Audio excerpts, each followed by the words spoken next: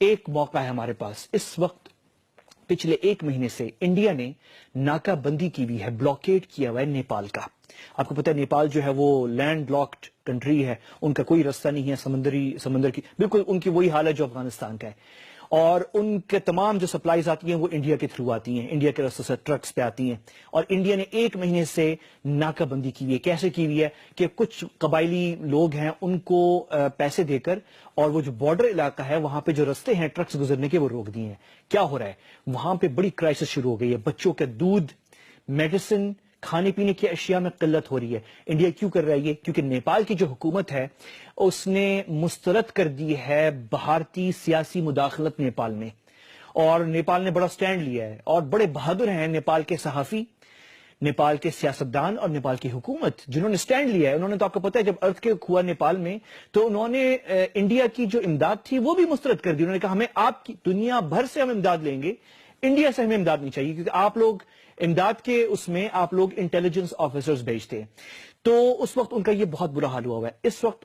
اور یہ بات میں صرف آپ سے نہیں کہہ رہا، یہ ٹرینڈ ہے دنیا کے اندر. آپ یہ دیکھ رہے ہیں یہ ٹرینڈ ہے.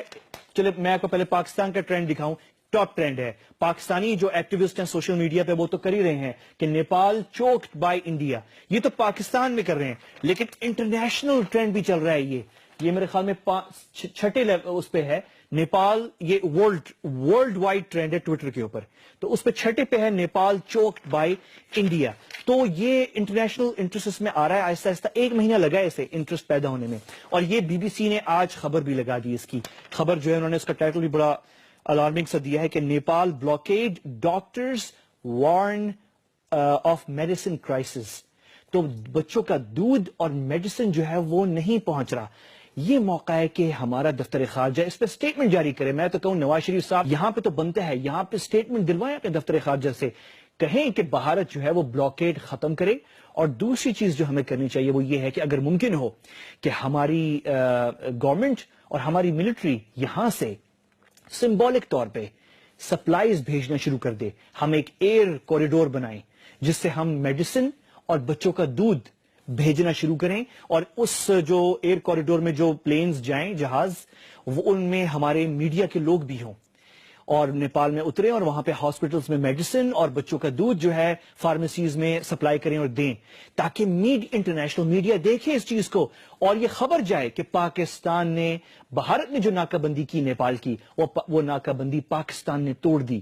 ظاہر ہے ہم ساری سپلائیز جو ان کی ضروریات ہیں وہ پوری تو نہیں کر سکتے، لیکن جب آکسفیم اور دوسری انٹرنیشنل این جی اوز اب بولنا شروع ہو گئی ہیں اس موضوع پہ، بی بی سی اس پہ رپورٹنگ کرنا شروع ہو گیا ہے، سوشل میڈیا پہ بات شروع ہو گئی ہے، ہم بھی اگر سمبولک 2 یا 3 جہاز بھیج دیں جس کے اندر میڈیسن اور ملک پاؤڈر اور بچوں کی جو اشیاء ہیں ضروریات، وہ ایک ایئر کوریڈور، اور اس کی خبر جائے انٹرنیشنلی کہ پاکستان نے بلاکیڈ انڈیا کا جو ناکہ بندی ہے نیپال کے خلاف وہ توڑ دی ہے، تو اس کا بہت بڑا اثر ہوگا. یہ بہترین موقع ہے پاکستان کے سامنے.